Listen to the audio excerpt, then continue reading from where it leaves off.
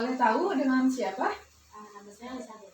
Oh, Mbak Elizabeth ini yang kemarin menghubungi saya ya? Oh iya, betul. Ya, kalau boleh tahu, Mbak Elizabeth ini kesini atas rekomendasi dari teman atau atas kemauan diri sendiri? Kalau saya sih tahu sendiri sih dan emang pengen sendiri ke sini. Baik, Mbak, sebelumnya izin saya mau memperkenalkan diri sendiri.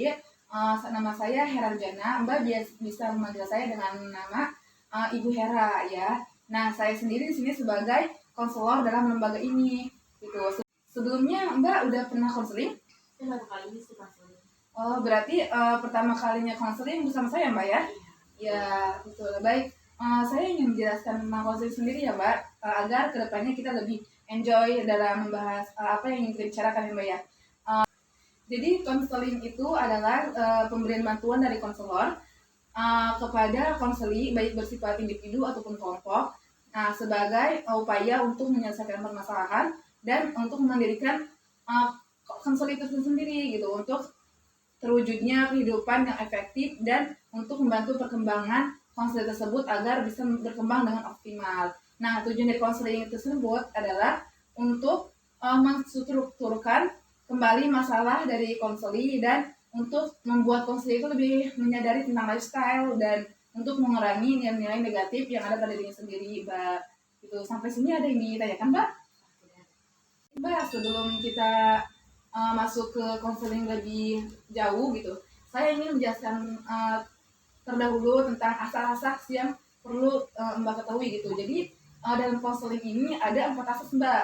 Yang pertama adalah asas kerahasiaan. Nah, asas kerahasiaan ini adalah kunci dari konseling gitu. Jadi ketika Mbak menceritakan semua yang Mbak rasakan, yang menurut Mbak itu ingin ceritakan kepada saya tidak akan menceritakan hal tersebut kepada orang lain karena saya sebagai konselor profesional akan memegang asas kerahasiaan ini gitu. Jadi saya tidak akan menyebarkan rahasia Mbak kepada siapapun.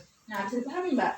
Ya, jadi Mbak nanti tidak usah khawatir ya Mbak tentang rahasia-rahasia yang akan Mbak ceritakan kepada saya.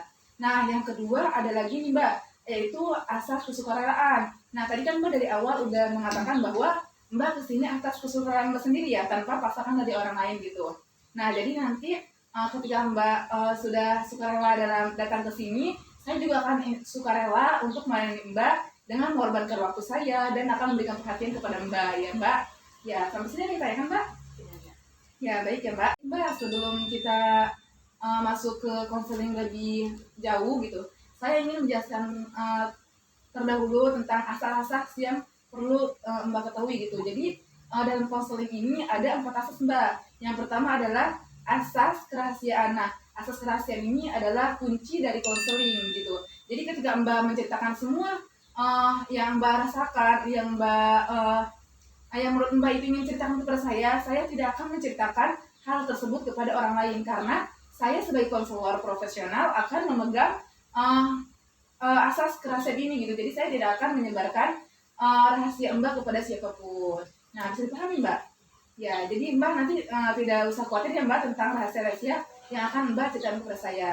Nah, yang kedua ada lagi nih Mbak, yaitu asas kesukarelaan. Nah, tadi kan Mbak dari awal udah mengatakan bahwa Mbak kesini atas kesukarelaan Mbak sendiri ya, tanpa paksaan dari orang lain gitu.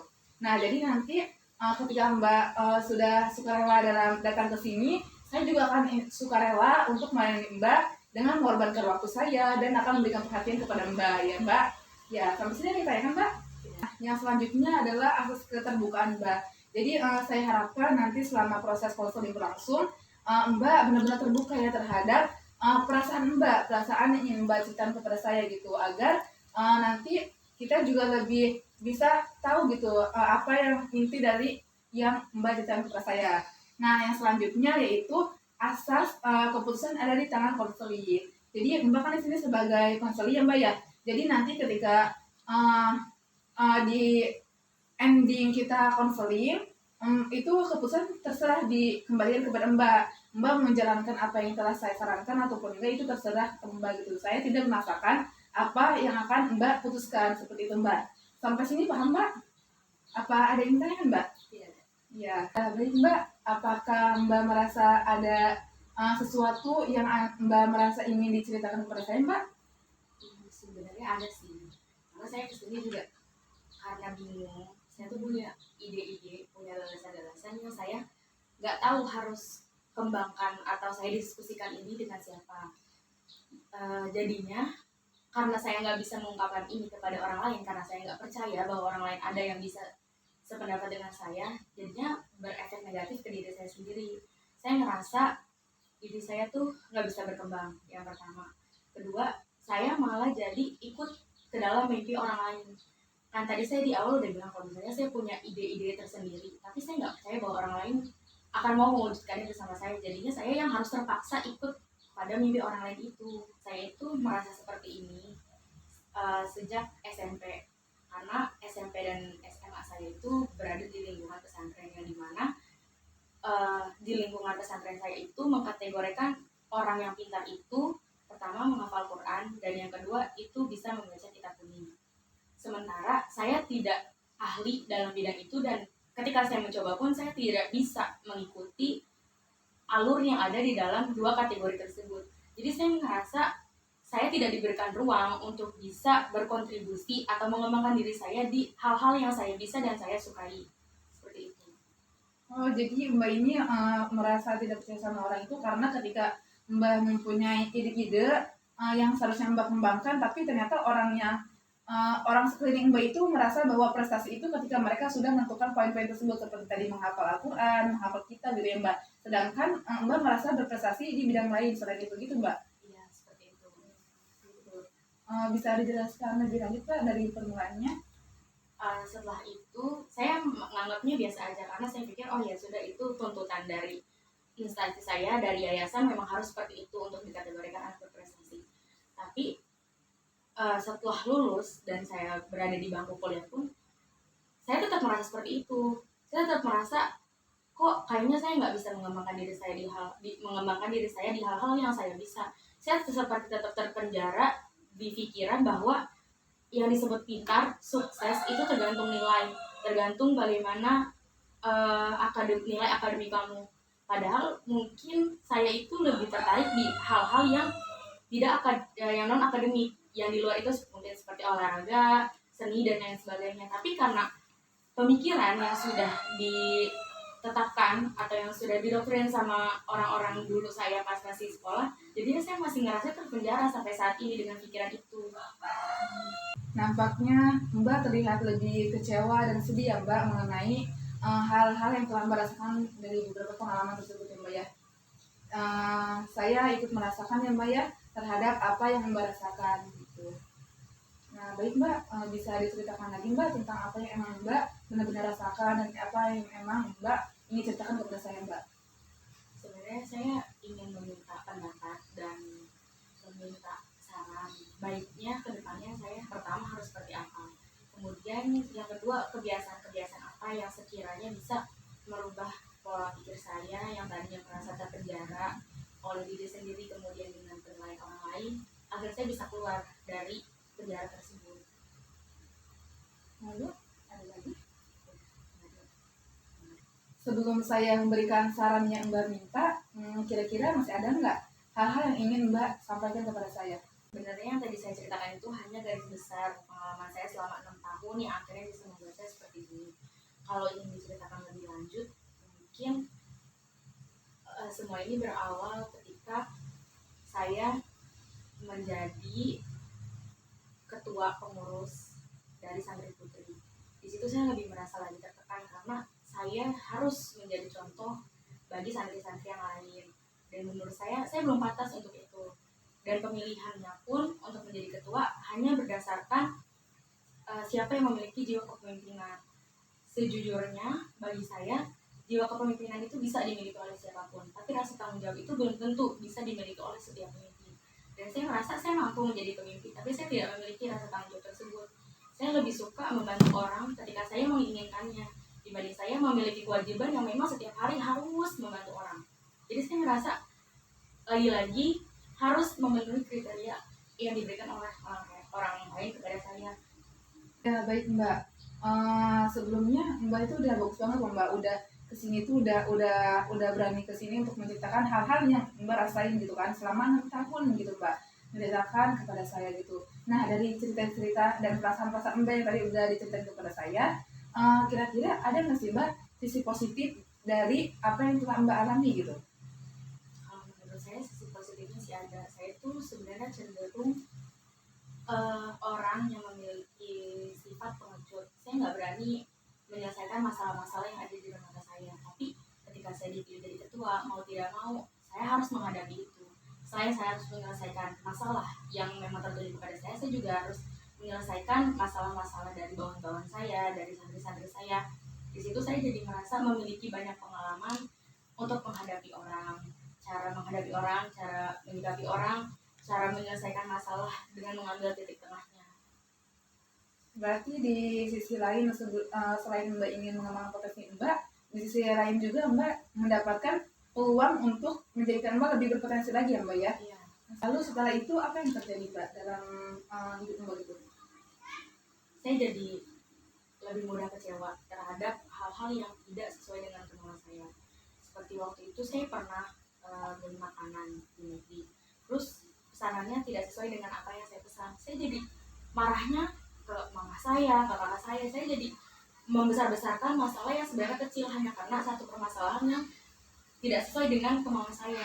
Karena saya merasa selama 6 tahun saya tuh sudah mengikuti apa yang orang lain inginkan, saya tidak bisa mengekspresikan diri saya. Akhirnya ketika masalah kecil yang merujuk ke hal yang sama seperti tadi yang tidak sesuai dengan keinginan saya jadi bisa merambat ke hal-hal lain yang permasalahannya sebenarnya jauh dari apa yang menjadi trust issues untuk saya, tapi jadi saya besar-besarkan gitu karena masalah itu. Berarti ada efek negatif tersendiri ya Mbak ya dalam kehidupan Mbak selanjutnya ya Mbak ya? Iya. Iya. Terus ada lagi Mbak selain itu yang terjadi?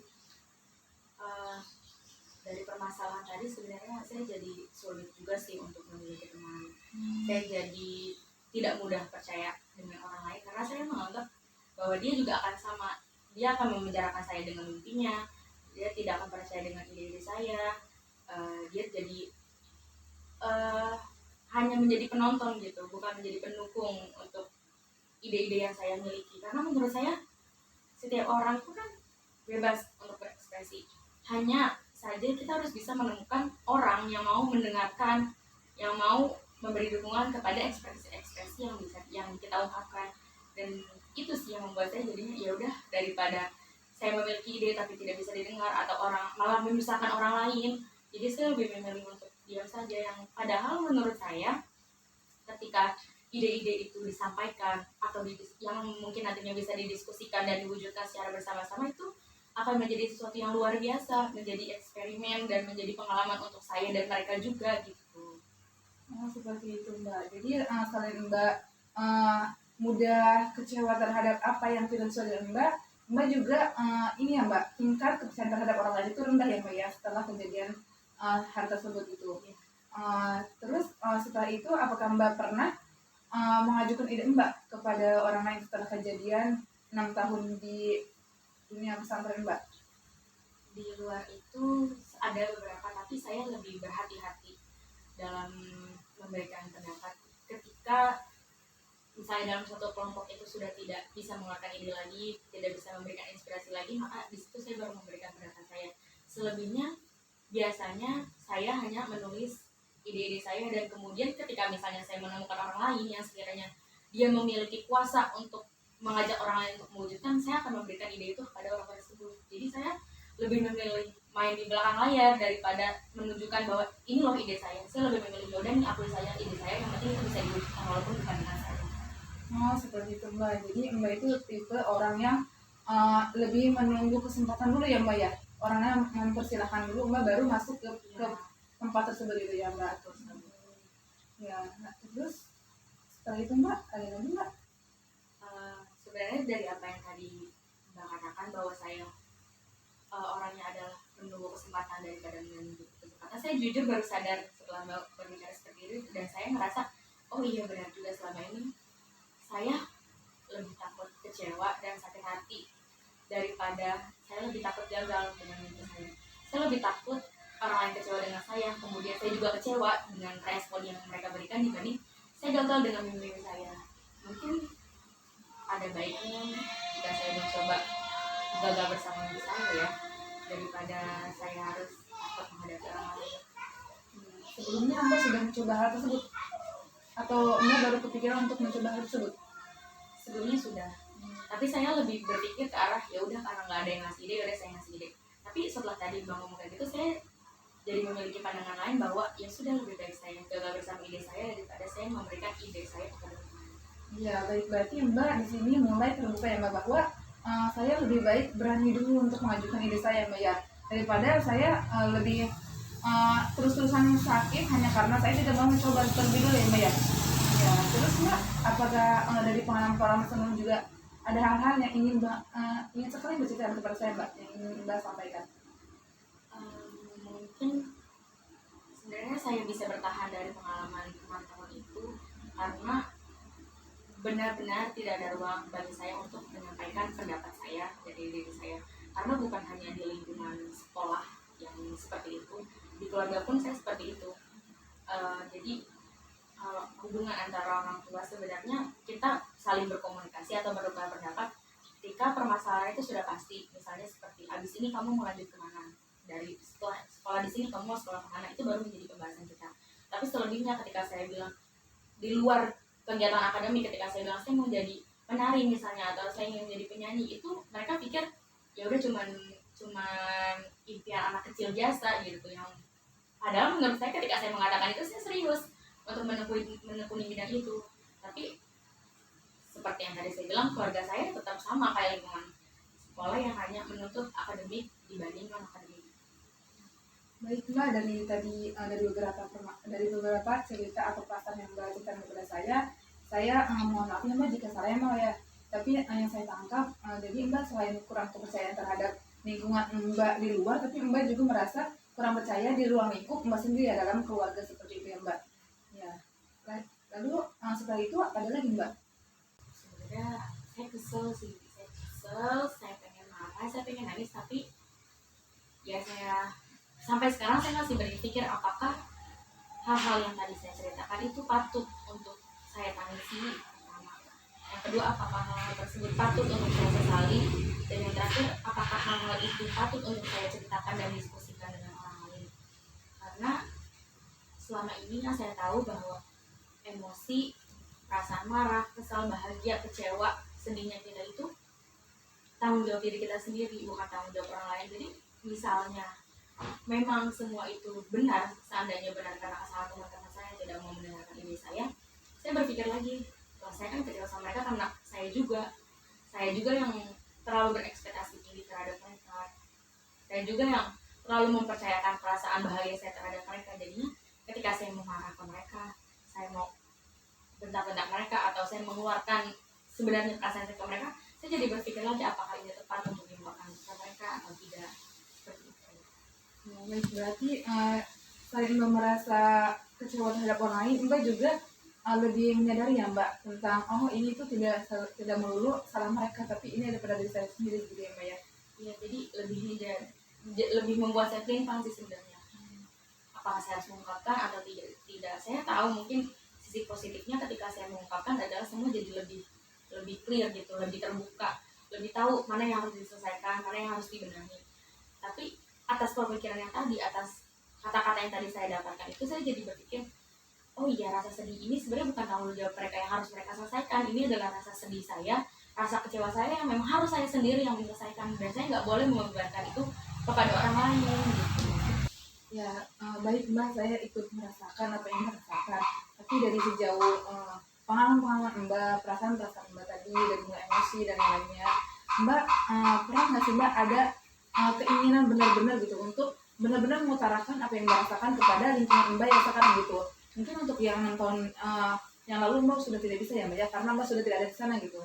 Jadi tapi kalau misalnya untuk lingkungan keluarga atau teman sendiri, Mbak benar-benar ada keinginan nggak Mbak buat mengungkapkan apa yang merasakan gitu Mbak?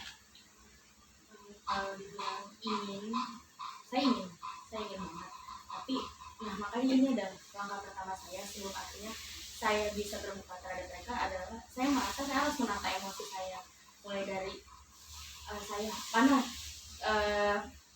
kesempatan saya memang harus marah, mana kesempatan saya harus berbicara dengan tenang, mana saya harus mempercayakan seluruh isi hati saya terhadap mereka. Makanya saya datang ke sini karena saya percaya pertama kali ya ini tempatnya ibu ini sendiri yang saya percaya mampu membantu saya menata emosi diri saya sebelum akhirnya berbicara dan jujur terhadap lingkungan saya yang sekarang. Saya selalu Mbak sama Mbak ya Mbak, karena Mbak sudah mengambil langkah yang benar gitu Mbak ya. Dari mulai saya selalu mulai dari Mbak yang mulai menahan emosi Mbak sendiri, menahan perasaan-perasaan Mbak sendiri, demi selain Mbak menjaga diri Mbak, juga yang saya tangkap adalah Mbak juga menjaga perasaan orang lain ya Mbak ya, karena Mbak merasa bahwa mereka tidak seharusnya menerima apa yang Mbak rasakan gitu, maksudnya emosi yang harus mereka rasakan juga ya Mbak ya. Dan saya juga mengapresiasi Mbak ya. Saya salut banget sama Mbak sudah mau mengambil langkah pergi ke tempat saya gitu Mbak ya, untuk menciptakan semua perasaan Mbak. Apalagi tadi Mbak mengatakan bahwa sebelumnya Mbak tidak pernah menceritakan ini kepada siapapun ya Mbak ya. Dan ini benar-benar saya salut sama Mbak gitu. Dan dari permasalahan Mbak yang tadi sudah diceritakan kepada saya, apakah masih ada hal-hal yang ingin Mbak ceritakan Mbak? Sebenarnya saya yang menjadi poin utama saya itu, pertama saya ingin menata emosi saya, dan yang kedua saya ingin keluar dari perasaan terpenjara ini. Saya benar-benar, masalahnya itu saya memang benar-benar ngerasa terpenjara dalam semua hal. Jadi saya ngerasa tidak ada kesempatan untuk saya berpendapat pertama. Kemudian saya juga tidak merasa ada kesempatan untuk bisa berteman dengan orang lain, karena itu saya takut kecewa dan saya harus bisa mengikuti standar pertemanan mereka. Saya tidak bisa menjadi diri saya sendiri ketika ada di tempat itu. Jadi saya merasa banyak yang kurang di diri saya, banyak yang harus diri saya benahi untuk bisa diterima menjadi teman mereka, atau saya harus memenuhi dulu standar keinginan orang tua saya sebelum akhirnya saya mendapatkan apa yang saya inginkan. Berarti selain Mbak merasa kurang kepercayaan terhadap orang lain, kurang percaya terhadap keluarga Mbak sendiri bahkan ya Mbak ya, terus Mbak juga merasa terpenjara sama lingkungan Mbak gitu, karena Mbak tidak bisa mengungkapkan ide-ide Mbak gitu ya, dan Mbak juga tidak bisa mengungkapkan perasaan atau keinginan Mbak gitu terhadap sesuatu gitu, karena itu Mbak merasa terpenjara ya Mbak ya. Ya, saya ikut merasakan ya Mbak ya, apa yang Mbak rasakan tentang emosi Mbak, tentang kesedihan Mbak gitu Mbak ya. Dari banyaknya cerita-cerita yang tadi Mbak ungkapkan pada saya tentang perasaan dalam Mbak gitu, apakah masih ada yang Mbak rasa perlu Mbak ceritakan kepada saya Mbak? Mungkin ada satu kebiasaan yang selama ini sering saya lakukan ketika saya merasa tertekan dengan lingkungan sekitar, dengan diri saya sendiri. Tapi menurut saya sekarang itu malah nggak bisa lagi saya lakukan. Saya nggak tahu kenapa tiba-tiba pokoknya nggak bisa aja melakukan kebiasaan itu. Dulu kalau di pesantren, setiap saya merasa tertekan dengan diri saya sendiri ataupun lingkungan sekitar, biasanya saya menulis apa yang saya rasakan, saya tulis, terus kalau nggak saya simpan, karena saya ngerasa ini adalah pelajaran berharga yang mungkin 5 tahun atau berapa tahun ke depan bisa saya baca lagi. Kalau nggak seperti itu, biasanya saya meremas kertas itu, kemudian saya basahin, terus itu saya robek-robek, saya buang ke tong sampah. Itu gunanya karena saya nggak mau perasaan itu lebih lama saya rasakan. Kayak saya benci sama orang, saya nggak mau itu lebih lama saya rasakan, walaupun sebenarnya saya ingat siapa orang yang saya benci gitu. Tapi sekarang yang menurut saya itu dulu adalah jalan alternatif saya, karena saya dulu nggak tahu tentang konseli dan konselor, itu dia saya melakukan cara itu. Tapi sekarang saya malah nggak bisa lagi menulis seperti itu. Ketika saya marah, saya malah jadi ngomong sendiri, kayak diri saya tuh punya dialog sendiri gitu. Jadinya marah-marahnya yaudah di pikiran aja, di hati aja. Pas saya mau nulis, ini saya mau nulis apa, saya udah nggak bisa nulis. Bahkan saya baru nulis kayak 29 Desember 2021, udah saya nggak bisa lagi nulis ke bawahnya.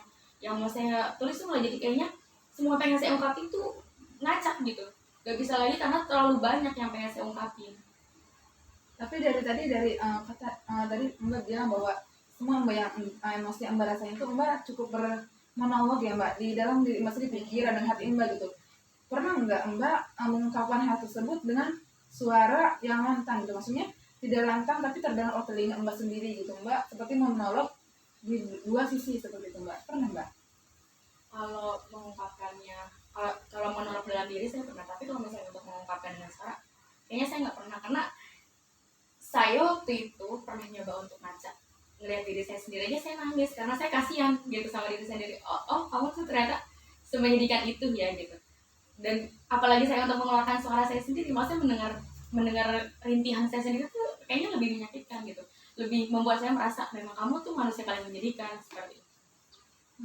Saya merasakan kesedihan Mbak ya Mbak, kesedihan Mbak, kekecewaan Mbak, terlihat dari bagaimana Mbak menyampaikan perasaan Mbak, cerita-cerita Mbak gitu Mbak ya. Saya merasakan apa yang Mbak rasakan Mbak. Dan apakah ada hal-hal yang sejauh ini yang bisa Mbak ambil gitu dari sisi positifnya? Tadi kan banyak hal-hal yang memang benar-benar sepertinya itu emang hal-hal yang menyakiti Mbak gitu ya. Ada nggak Mbak di sisi lain yang memang benar-benar membuat Mbak merasa saya merasa bahagia terhadap ini gitu, atau ada sisi lain yang membuat Mbak merasa ini ada sisi positifnya dari permasalahan-permasalahan tersebut gitu Mbak? Dari kejadian 6 tahun lalu sampai saat ini, sisi positif yang saya ambil dengan pengalaman yang saya jalani itu, saya lebih sedikit menyesal tentunya, karena saya nggak banyak cerita sama orang lain. Jadi saya nggak mikir, misalnya saya sudah cerita terus saya jadi nyesel banget kenapa tadi cerita, kenapa tadi diceritain. Malah jadi pengalaman yang saya dapat itu nggak jadi pelajaran untuk saya, karena kan udah diungkapin ke orang lain kan. Jadi rasanya udah hilang aja seperti itu. Dan saya beruntung karena saya masih memendam semua itu, jadi saya bisa refleksi ke belakang, oh kemarin kamu ngerasain ini ya, berarti pelajarannya kayak gini. Dan nanti ketika saya tampil ke depan orang, ya sudah, saya hanya menampilkan sisi positif dari pengalaman menyakitkan saya.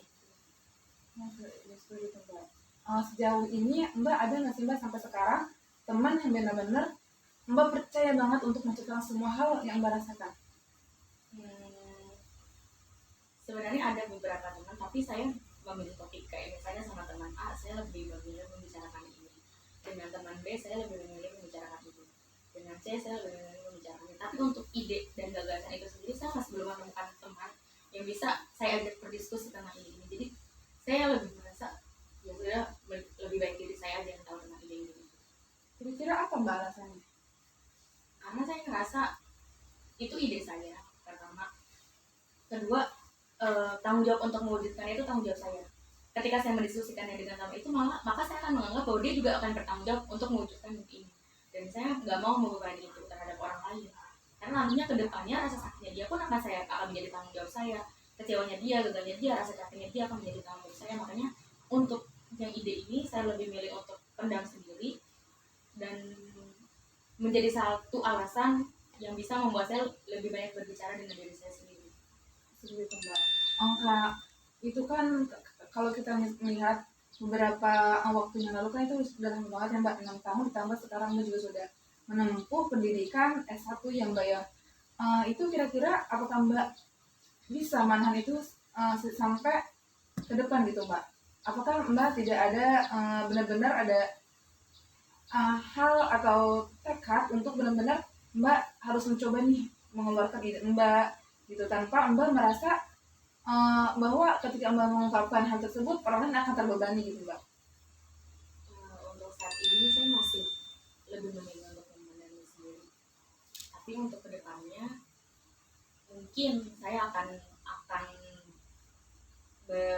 karena mungkin karena kuliah saya juga sekarang online, jadi saya lebih banyaknya tuh diskusi dengan diri saya sendiri, belum ketemu banyak teman gitu.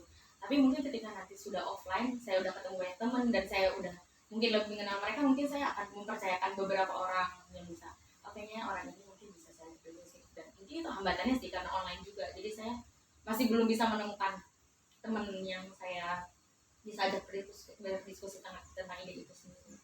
Berarti yang saya tangkap ya Mbak, mohon maaf ya Mbak jika ada yang salah ya Mbak, tapi yang saya tangkap berarti untuk sejauh ini karena Mbak juga belum terlalu kenal sama orang-orang yang ada di lingkungan baru Mbak ya Mbak, seperti teman-teman di kuliah, jadi Mbak juga belum bisa terlalu mengungkapkan apa yang Mbak rasakan tentang ide-ide Mbak ya Mbak ya, tentang yang sekiranya Mbak ingin mengembangkan Mbak di bidang tersebut ya Mbak. Tapi mungkin di sisi lain kedepannya Mbak tadi sudah membicarakan bahwa Mbak akan mencoba untuk mengeluarkan ide Mbak tersebut ya Mbak ya, seperti itu ya Mbak.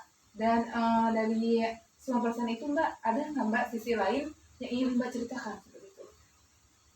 Tentang ide itu sendiri sih kayaknya udah segitu aja, karena ya pengalaman saya selama 6 tahun juga udah lewat, dan ceritanya tadi sudah berhenti di situ, dan masa kuliah juga saya baru mengalaminya selama 3 semester ini. Jadi ya saya baru bisa cerita sampai situ aja, karena pengalaman saya di perkuliahan juga belum terlalu banyak sih. kejadian-kejadiannya, perasaan-perasaannya juga masih belum terlalu banyak.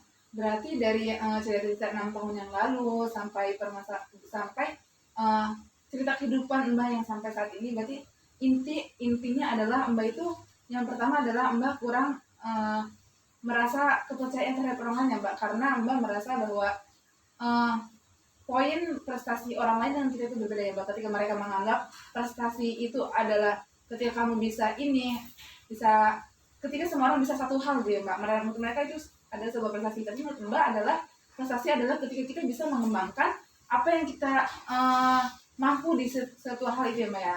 Dan di suatu sisi juga Mbak merasa bahwa Mbak kurang percaya kepada lingkungan Mbak karena Mbak menganggap bahwa mereka tidak ingin menerima, bukan tidak ingin ya, tapi mereka kurang bisa menerima ide-ide Mbak ya Mbak ya. Jadi itu membuat Mbak terpenjara dalam ide-ide Mbak sendiri karena Mbak juga tidak berani mengungkapkan perasaan Mbak terhadap orang lain ya Mbak ya.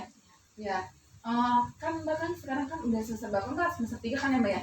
Jadi ada nggak sih Mbak dari 1 tahun setengah itu pengalaman-pengalaman yang membuat Mbak itu kok ini sepertinya kayak pengalaman-pengalaman saya yang sudah terjadi di beberapa tahun yang silam gitu Mbak. Iya pernah, kejadiannya di semester, sebenarnya setiap semester ada sih, lebih menjurunya ke itu ketika saya memberikan ide, malah mereka seperti yang itu terlalu berat pembahasannya gitu, itu terlalu, misalnya saya memberikan materi untuk makalah kelompok atau memberikan judul artikel yang akan kita sajikan ke dosen, mereka tanggapannya seperti kayak ini tuh kok nggak nyambung banget ya sama apa yang materi di perkuliahan bahas. Terus ini tuh materi terlalu berat untuk kita yang masih semester ini gitu. Karena mungkin pola pikir saya dan mereka beda ya. Mereka jadi mikirnya pokoknya semester 3 pemikirannya cuma cukup dari A sampai B. Tapi saya itu lebih ke tipikal orang, mau kamu semester berapapun, kamu mau mikir dari A sampai Z itu bebas. Karena itu otak kamu. Hidup kamu juga nggak ditentukan misalnya umur 24 harus lulus S1, enggak. Mau kamu umur 22 udah lulus S1 itu juga terserah kamu. Mau kamu 28 mau baru lulus S1 itu terserah kamu. Jadi menurut saya tidak ada kecepatan. Maksudnya kita terlalu cepat nih udah mikir ke situ padahal di semester 3 itu menurut saya nggak ada. Tapi hanya fokus saya dengan fokus mereka itu beda. Jadi itu miskomunikasinya dan itu pernah terjadi juga di pengalaman saya 6 tahun lalu. Oh, seperti itu.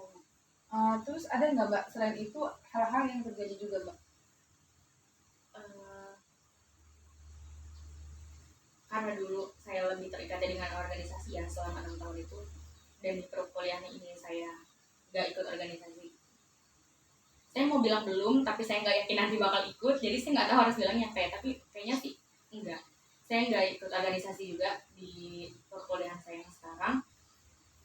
Jadi pengalaman di organisasi yang keulang lagi di kuliah ini nggak ada sih. Ya cuma seputar itu aja, ide-ide itu. Berarti sekitar ide-ide yang rata-rata itu tentang ruang lingkup akademik ya Mbak ya? Iya. Baik Mbak, dari banyaknya cerita Mbak, pengalaman-pengalaman Mbak, saya salut ya Mbak karena Mbak sudah bisa ya Mbak menahan perasaan sedalam ini gitu Mbak, sejauh ini gitu, karena saya sendiri belum tentu Mbak seperti Mbak ya Mbak ya. Dan saya mau tanya Mbak, apakah akhir-akhir ini atau sekarang ada pengalaman-pengalaman atau hal-hal yang sedang Mbak coba Mbak? Untuk sekarang sih, karena saya ngerasanya sebelum saya datang ke ruang konseling ini, saya nggak bisa menyelesaikan masalah itu ya, saya nggak bisa menata masalah-masalah saya nggak bisa menata emosi saya, jadi ya saya harus menyelesaikan itu. Intinya saya belum punya pengetahuan tentang bagaimana caranya harus menyelesaikan masalah. Jadi saya mengalihkan fokus saya lebih ke mengembangkan skill saya, karena kan sekarang saya juga kuliah itu tempatnya jauh dari orang tua ya, jadi saya tinggal terpisah dari orang tua. Nah, di tempat tinggal saya yang sendiri ini saya lebih mengembangkan minat saya di hal lain. Kayak kemarin saya baru nyoba bikin kue, terus saya nyoba ngajar. Sebenarnya ngajar juga bukan ngajar yang banyak orang itu sih, tapi saya lebih ke ngajar anaknya tetangga kayak gitu. Terus saya nyoba untuk hidup lebih sehat aja sih, karena ya itu berawal karena tadi saya pas ngaca saya ngerasa kasihan sama diri saya, jadi saya mikir nanti 20 tahun ke depan kamu udah jadi nenek-nenek loh, kalau misalnya kamu sedih aja kayak gini nanti kamu makin tua makin keriput makin gak sehat gitu. Jadinya karena saya belum bisa menyelesaikan masalah yang saya tadi, jadi saya mencari jalan sehat saya yang lain dengan cara saya hidup hidup dengan pola hidup yang benar, menjauhi makanan-makanan yang sekiranya junk food kayak gitu. Terus saya juga sekarang sering nyoba olahraga pagi, saya coba-coba melukis, coba-coba nulis-nulis lagi, atau nge-nargetin diri saya misalnya dalam waktu 3 hari kamu harus selesai buku ini. Atau nanti setelah itu kalau misalnya saya capek dengan perkuliahan, yang dulunya saya pokoknya nggak pernah yang namanya tahu tentang me time, saya nggak tahu tentang itu. Saya mencoba sekarang untuk, karena saya sekarang udah di luar ya, jadi saya tahu ada yang namanya me time. Jadi itu sih yang lagi saya coba. Saya coba-coba jalan sendiri, walaupun kayak cuma ke mall atau kayak ke tempat makan, intinya yang saya bisa lakukan dengan diri saya sendiri tanpa memerlukan bantuan orang lain. Karena kan kalau harus ditemani orang lain, saya juga harus percaya lagi nih sama orang itu, saya harus menaruh kepercayaan lagi terhadap orang itu. Jadi kalau menurut saya itu lebih repot ya, dan karena saya juga belum bisa untuk percaya sama orang lain, jadi makanya saya lebih memilih banyak untuk sendiri dan mencoba mengembangkan minat-minat saya yang tadi. Berarti dari minat-minat Mbak tersebut adalah salah satu ini ya Mbak, apa ya, suatu ekspresi dari perasaan-perasaan Mbak gitu ya Mbak, terhadap emosi-emosi Mbak yang emang benar-benar sudah menumpuk dari Mbak sendiri ya Mbak ya. Ya, terus Mbak, apakah ada yang bisa disampaikan lagi Mbak? Untuk masalah ide tadi sih nggak ada. Kemudian untuk pengalaman yang sedang saya coba sekarang sih sepertinya hanya itu yang bisa saya bagikan. Tapi dari pengalaman yang baru saya jalankan tadi, yang sedang saya jalankan tadi, itu selain mengganti fokus saya yang tadinya saya jangan memikirkan masalah, jadinya saya lebih memikirkan perkembangan diri saya sendiri. Itu yang pertama. Yang kedua, saya merasa lebih happy aja karena saya jadi sadar, oh ternyata hidup ini memang milik saya. Ternyata saya juga memiliki kehidupan yang bisa saya putuskan sendiri ke depannya mau seperti apa. Ya. Kalau boleh tahu, kehidupan seperti itu sudah Mbak jalankan seberapa lama Mbak? Baru saya jalankan sekitar 4-5 bulan. Berarti sudah cukup lama ya Mbak ya? Ya. Ya. Dari kehidupan baru Mbak seperti itu, kira-kira ada nggak sih Mbak kepuasan tersendiri yang Mbak rasakan gitu? Ada pastinya. Ada sih kepuasan tersendiri yang saya rasakan. Kalau saya ingat-ingat lagi diri saya itu 5 bulan terakhir itu saya lebih ceria. Saya lebih bisa peduli dengan orang lain karena sebelum 5 bulan itu saya tuh mikir ketika ada orang yang cerita, oh yaudah itu masalah kamu gitu. Saya nggak mau mikirin solusinya apa karena saya juga punya masalah sendiri. Tapi sekarang karena saya pikir saya sudah bisa mengesampingkan dulu masalah saya, nggak mikirin dulu, saya punya kehidupan yang lebih bisa membuat saya happy. Jadinya ketika ada yang cerita, saya memang tidak memberikan solusi tapi saya bisa lebih bersimpati gitu, kayak oh berarti kamu lebih sedih, jadi mau kemana gitu, atau kamu lebih baiknya di rumah aja atau gimana. Saya lebih bisa simpati aja sih. Berarti itu pengalaman yang membuat Mbak lebih simpati terhadap orang lain juga ya Mbak ya. Tapi dari sejauhnya Mbak mengalami pengalaman-pengalaman tersebut, pesan-pesan tersebut, kira-kira Mbak pernah nggak sih menemukan seseorang itu di dunia nyata Mbak dan itu membuat Mbak itu lebih bangkit gitu tanpa dia sadari gitu, tanpa orang itu melakukan sewajarnya, tapi Mbak merasa termotivasi orang lain itu gitu. Apa kamu pernah menemukannya? Atau selain di dunia nyata, Mbak pernah menemukan aktor tersebut gitu di dunia entertainment gitu Mbak? Kalau di dunia nyata sebenarnya mungkin ketika saya sadari itu banyak dari teman-teman kuliah sendiri, mereka tuh banyak motivasi saya, padahal mereka cuma bilang terima kasih Alisa, itu sebenarnya udah motivasi saya.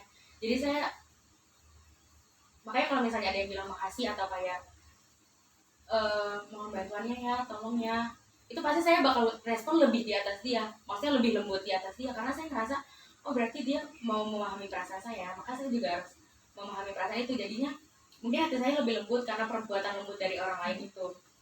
Kalau untuk teman, kemudian kalau untuk keluarga, karena sekarang saya lebih dekat dengan orang tua saya ya, lebih dekat dengan papa saya, pernah kita bicara dalam, maksudnya di talk gitu, jadinya saya lebih percaya bahwa oh di luar keluarga yang peduli, nggak ada lagi yang peduli sama saya selain mereka. Ya dia beliau memberikan penjelasan kenapa beliau berlaku seperti ini seperti itu. Dan benar, sekarang ada bukti nyatanya ketika saya misalnya kesulitan sedikit pasti langsung ya udah sama mama aja, atau kayak misalnya mama kamu kenapa, langsung aja gitu. Dulu tuh nggak pernah yang namanya kayak gitu, sebelum kita sekeluarga itu bicara dengan sungguh-sungguh ya, itu nggak ada yang istilah kayak gitu. Pokoknya anak menyelesaikan masalahnya sendiri. Makanya saya, kakak saya, adik saya itu semuanya sebenarnya mandiri untuk menyelesaikan masalah. Tapi sekarang karena udah ada pembicaraan seperti itu, jadinya mereka lebih aware yang kayak kamu kenapa nak, kayak gitu, maunya kayak gimana.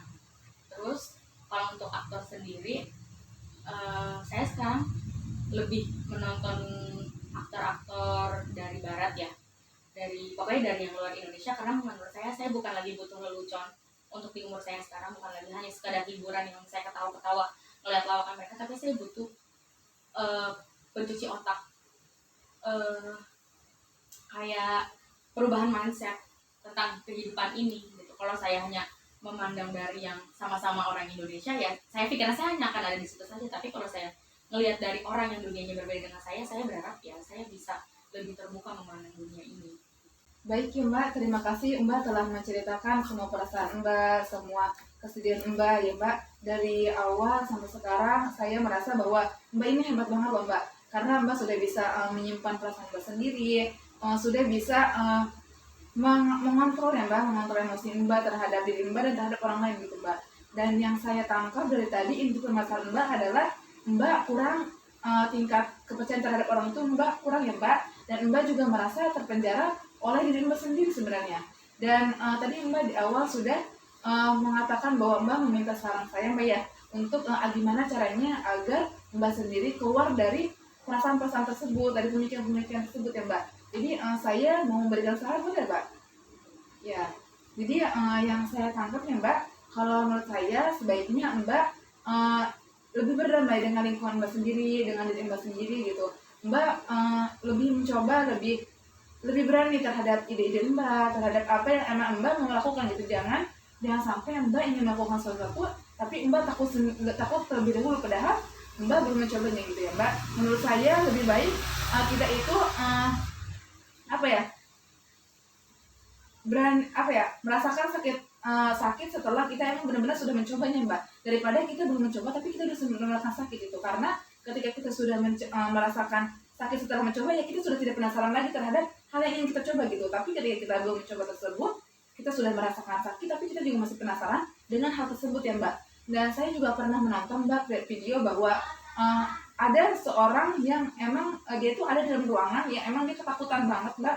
Dia ingin keluar dari ruangan tersebut, dia sudah benar-benar berusaha membuka pintu tersebut tapi tidak bisa keluar Mbak. Padahal si pintu itu tidak terkunci, namun karena dia takut duluan jadi tidak bisa keluar Mbak. Jadi yang saya tangkap dari video ini juga karena ketika kita tidak bisa melakukan sesuatu itu bukan karena kita benar-benar tidak ada kesempatan, benar-benar tidak bisa melakukan, tapi karena kita terkunci duluan oleh pemikiran-pemikiran kita Mbak, sehingga kita tidak bisa melakukan hal tersebut Mbak gitu. Karena ketika pemikiran itu kan sebenarnya apa yang ada di hati kita Mbak ya, dari hati kita menjadi pemikiran, dan pemikiran itu menjadi action kita, dan dari action kita menjadi kebiasaan-kebiasaan ya Mbak ya. Dan ketika Mbak merasakan apa yang Mbak rasakan, terus memikirkannya tapi tidak Mbak lakukan, sehingga kebiasaan-kebiasaan yang ada pada Mbak juga Mbak selalu memendam perasaan Mbak, selalu memendam ide-ide Mbak ya Mbak ya.